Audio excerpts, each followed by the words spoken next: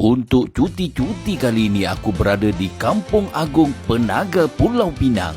Kita orang sampai pukul 10 pagi. Apa lagi kita carilah breakfast dulu. Ada nasi lemak, ada mie sup, ada laksa dan bermacam-macam lagi. Pemandangan yang sangat indah di waktu pagi.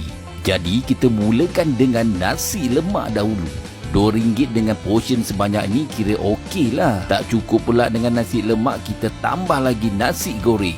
Kalau korang datang dekat Kampung Agung ni memang terpegun dengan keindahannya. Yang suka bergambar tu sinilah tempatnya, geng. Memang banyak betul spot nak ambil gambarnya. Nak explore lagi cepat boleh sewa botol elektrik ni. Ada juga ni tangga impian. Dan juga rumah Doremi ni. Di samping tu juga ada jualan makanan dekat sini, geng. Kebanyakannya jualan makanan tradisional. Seperti kuih dangai, ada peneram, ada bau hulu yang dimasak menggunakan sabut. Ada juga pulut udang yang dimasak di situ.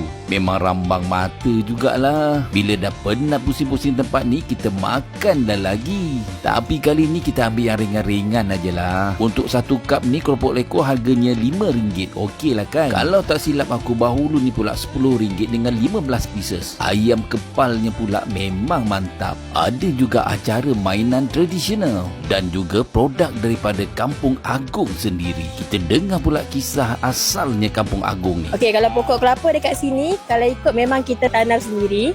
Sebabnya kalau sebelum kita buka untuk taman ni, merupakan salah satu ladang terbesar dekat kita punya seberang perai ni. Kalau tengok dekat sini, kita ada 3 taman tau. Sini baru taman 1.